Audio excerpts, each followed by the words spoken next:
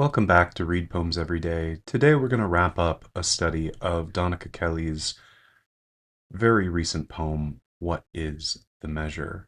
A poem that appears in her 2025 collection, The Natural Order of Things, and a poem that first appeared, I believe, in the June 2023 volume of Poetry magazine. The final three steps in my process of slowly getting to know the poem are maybe a little less programmatic than some of the other ones. I don't necessarily have a set number of features or aspects that my eye is drawn to. Rather, I have to go back over and review notes that I've already taken and maybe look back at the poem and think about whether or not there's something lingering that hasn't yet made it into my notes. Is there a line? Is there an image? Is there an aspect that I haven't managed to really integrate into my study of it so far? So, as a reminder, here's some of the bean counting. Quite a number of enjambments in the poem. Quite a number of colons, commas, periods. High frequency of punctuation, and then, of course, the fact that this is a poem that is eventually addressed to a you does matter for how we think about its significance and what questions it's or ideas it's attempting to help us develop as its readers. These were some of the sonically pleasing phrases here, and I noted there that the final lines of the poem repeat not just the words but the sonic patternings of the early part of the poem. One example might be here in line 4. The sea, of course, against which everything is measured, anticipates a very late line when the, say, body parts of the you are being cataloged by the speaker.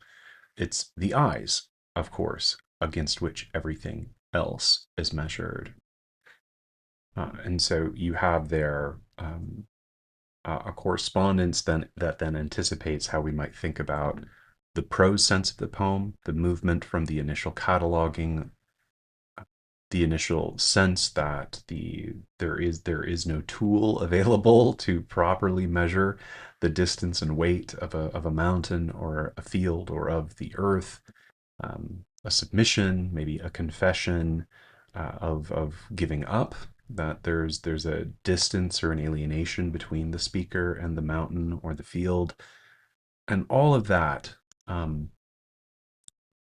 serving as a kind of prologue to this pivot to a you that is then described in a sensuous and erotic way. As I say here in my overview of the what I was calling the seventh section of the poem, the you becomes not just a standard of measurement, but a new measurer, the one whose foot now falls, a more exacting measurer. And the words used earlier in the poem take on new connotations, and the erotic dimensions of the poem become clarified, sensuously, and explicitly enforced. Fix that initial typo there.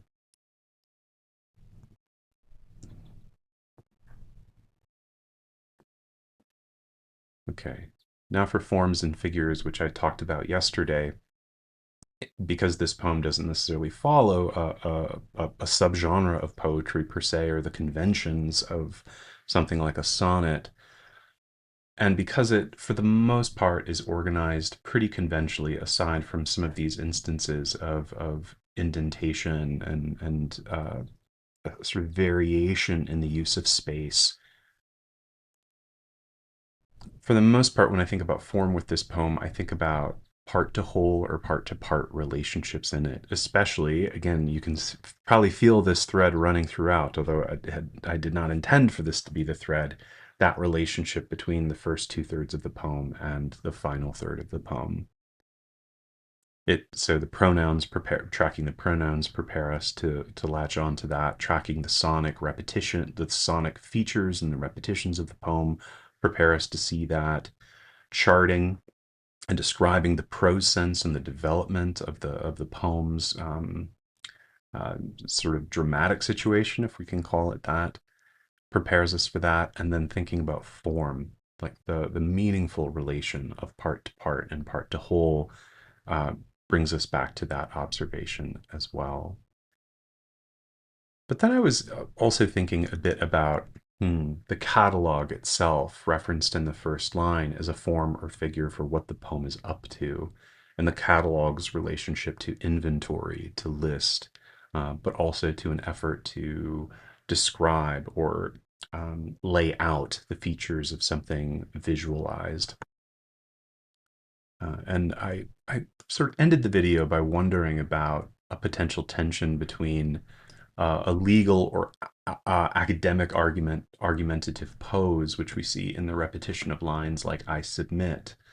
But then there's also a sense in which because of what follows each of these statements, I do not constitute.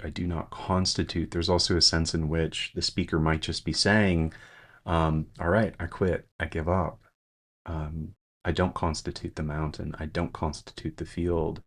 And constitute there potentially also cutting in two ways. I don't make up the field. I am not the same thing as the field, but also I don't make it.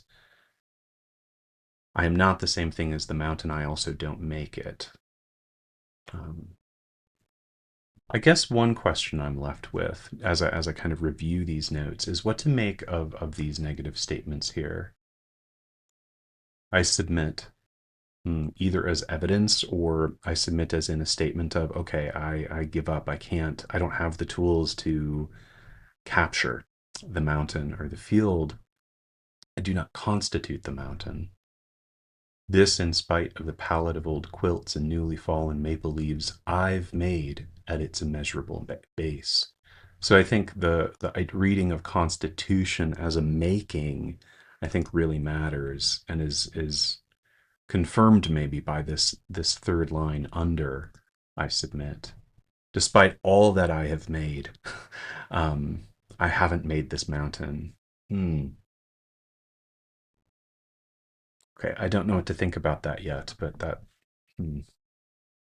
And then here, I do not constitute the field, although, right, I have harrowed its length, its width, with my narrow feet, my slow step. Hmm. And then we have the repetition of the never mind, never mind.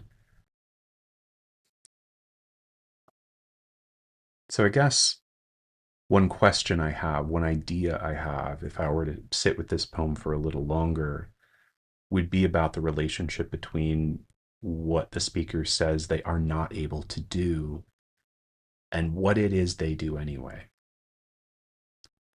They clearly are engaged in some kind of activity,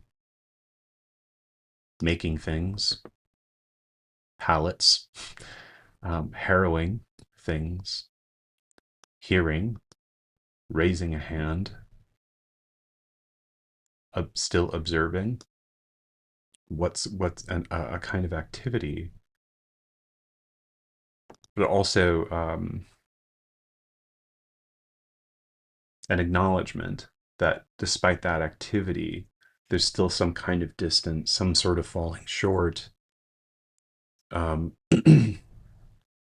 although I'm not sure the poem by the end is framing it as a falling short and is pivoting to a different sort of relationship to the you that, and here's maybe my second question, is the relationship with the you meant to ameliorate or somehow make up for the fact that the speaker does not have sufficient tools, that the speaker cannot capture what the poem may or may not be attempting to catalog? I guess catalog and capture are not the same thing. And maybe that first line gets at precisely my first question about what the poet does and what the poet cannot do. The poet can catalog, the poet cannot capture, and maybe doesn't want to by the end of the poem. As with the mountain, the field you, the you who is ineluctable, the you, um, hmm, described as sun ragging the rock face. And one wants to wonder what about, I think I mentioned this in a previous video, that shift from early in the poem, the ragged, it's ragged stumble into rock face, the sun kind of stumbling into rock face. But here, ragging. What is the difference between a ragged stumble and a ragging? We'll see. We'll see. Okay, I've already talked about the shift from the sea to the eyes, right? But now note, hmm, the you initially serves as a kind of third, um, impossible to capture, um, natural natural phenomenon that the poem is attempting to at least catalog here. But by the end, the you is also engaged in the kind of activity that the poet themselves, um, that the poet herself, the speaker herself, themselves are engaged in. So the you occupies sort of two positions. And maybe that's my third question: is that what to make of this, um, double mirroring that happens, the you mirroring the mountain and the field, but also the you mirroring the activity of the speaker.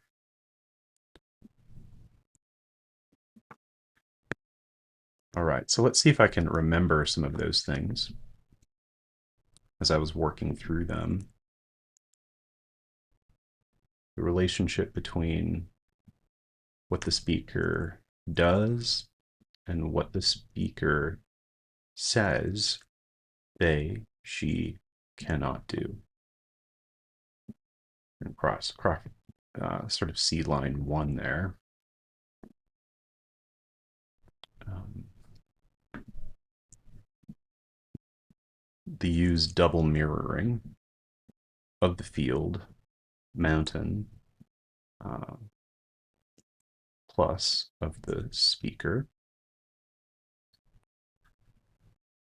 What to potentially make of that?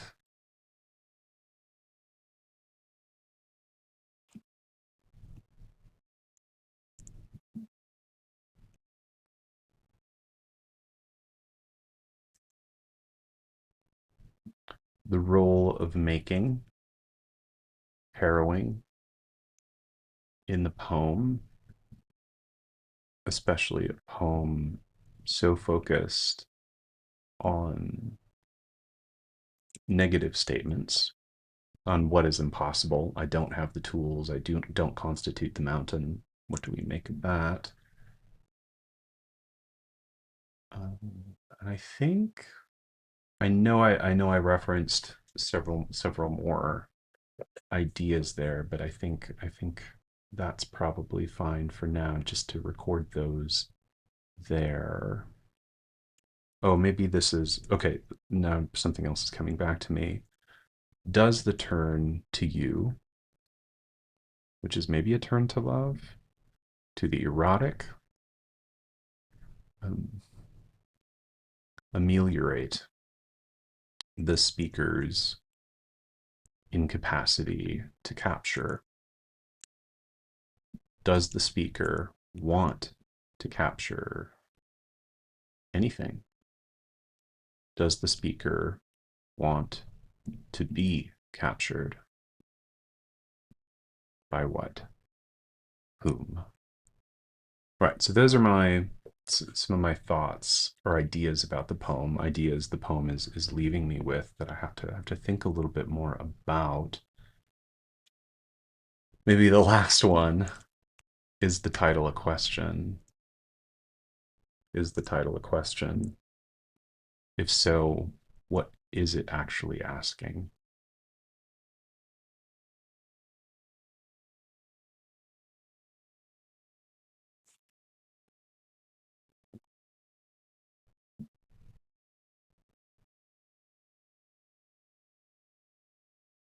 Right.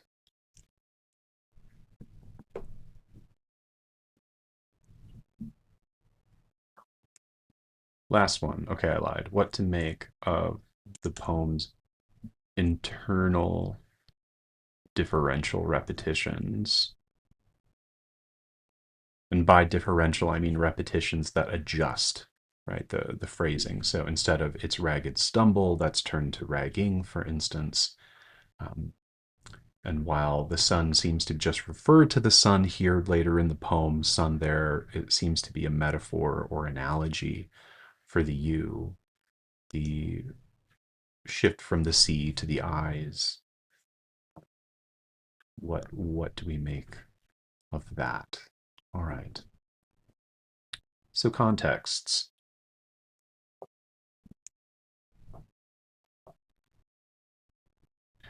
In terms of readers, there's a few friends I'd be interested in talking with this poem about. Those who are maybe a little more widely read in contemporary poetry, people who work on figurations of nature in poetry, especially love poetry. That might be interesting. Um, Scholarship on contemporary love poetry.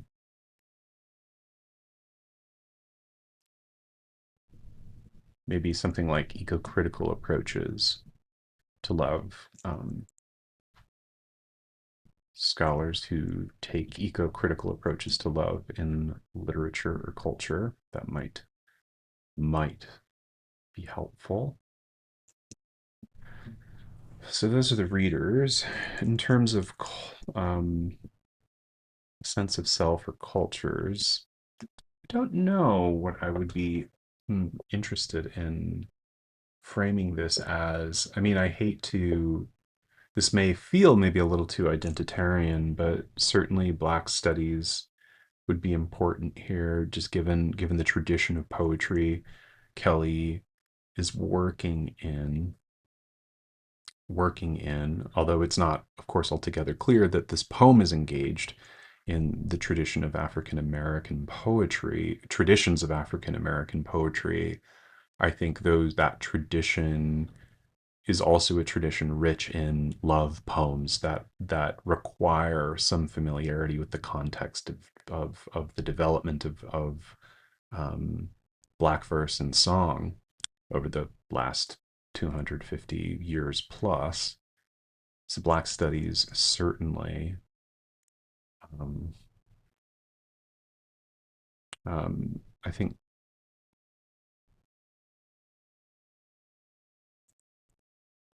queer or gay and lesbian studies might also, literary studies might also be worth looking at.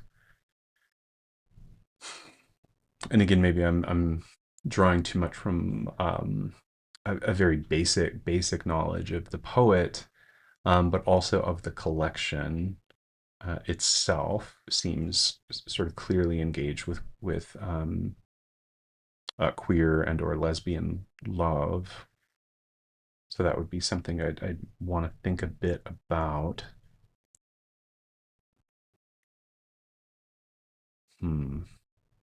I think that's good for there. So in terms of concepts, I don't, to be honest, I don't know if anything is really standing out to me at the moment in terms of theoretical approaches to the poem. Um, Again, eco-criticism probably, queer studies, again, Black studies. So terms that are kind of drawn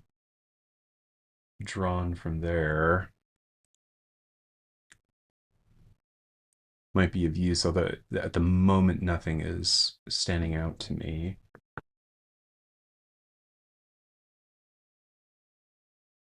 as the concept that's particularly helpful, but just sort of these would be some areas that overlap with the initial context of other scholars and critics, and the context of a vocabulary of self and culture. Hmm. And then in terms of the world, what kind of contexts, maybe interviews with Kelly that might be helpful to sort of think a bit about um, Kelly's collection and past work. Poets Kelly is engaged in conversation with. Poets she has curated in the past. Again, looking at some of these details might help give and flesh out a context in which to situate some of these notes, and if I wanted to develop a more refined and focused close reading of the poem.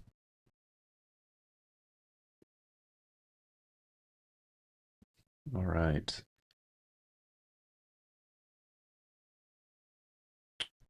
Okay, well, let's hit post on that. And then we'll read the poem one more time and we'll see if there's anything that occurs to me. I don't imagine there will be anything that occurs to me, but maybe, especially since this last step of looking again, I think requires a little more time than I've given here between video recordings. Often, when I look again, it's a week later, a month later, a year later, a decade later, and so I'll, in some sense, have to be kind of faking this step at the end of the video. All right, let's read the poem again. What is the Measure by Donika Kelly for M. I catalogue what I cannot capture: the sun, its ragged stumble into rock face, the precise elevation of this plateau or the next, the sea, of course, against which everything is measured. Of course. Why, of course?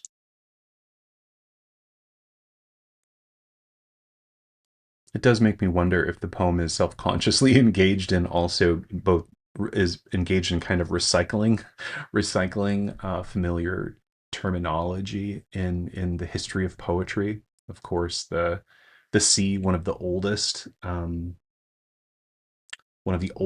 natural phenomenon to be figured and to be represented in poetry, especially epic poetry. Thinking, of course, of Homer. All right, let's keep going. The sea, of course, against which everything is measured. My tools are insufficient, inexact.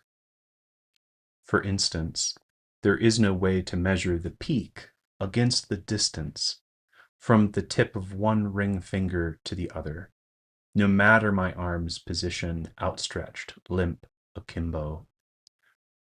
I think I always struggled with this stanza, and I don't know why, because on reading it this time, it seems to be so clear that the poet is saying that that peak in the distance, the mountain I'm looking at, with recourse only to my own body, no matter how far apart I hold my hands, I can't use my hands to measure that mountain, right? And of course, um, of course, we have the famous reference here to representations of the body with their arms outspread, right?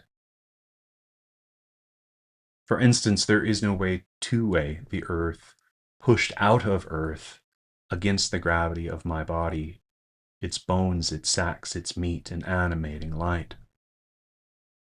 I submit. I do not constitute the mountain. This, in spite of the palette of old quilts and newly fallen maple leaves I've made at its immeasurable base. Why quilts? What's the palette for? I submit I do not constitute the field, although I have harrowed its length, its width, with my narrow feet, my slow step. Never mind, I hear what scurries or scatters, what burrows or bounds. Fantastic 2 lines. Never mind, I raise my hand to hover the bent grass, the echinacea's bald crown, all of which withers or writhes, all of which is new or nearly the same before my foot's next fall. I submit. As with the mountain, the field, as with the field, you. ineluctable as a season, sun ragging the rock face. Your arm nearly as long as mine, your palm wider, your mouth a beginning. Your eyes, of course, against which everything else is measured. You harrow, and the summit writhes. I guess there I hadn't noticed the link then between the harrow is a verb associated with the stanza or the section about the field, whereas the summit is the connected to the peak, to the mountain. So a sort of collapsing of those two. You harrow and the summit writhes. Your broad instead of narrow footfalls, and the field akimbo gives up its gravity, lets loose its bodies, its bones, thrums an animating light. All right. I don't have any takeaway thoughts, but I hope as I stopped during my reading and posed some questions, you could see how new things are still occurring to me, and I feel as if I should go back maybe and take notes anew. Okay, so that's What is the Measure by Donika Kelly. If you've made it through all these videos, thanks for spending, I don't know, has it been an hour, maybe more than an hour with me, reading and thinking about this poem. And I hope to spend time with the poem again in the future. In the future, maybe we'll close the book on this for now. Join me tomorrow. We'll read some more poems. And I think I do have to get back to an Audrey and Rich poem. I hope to see you then.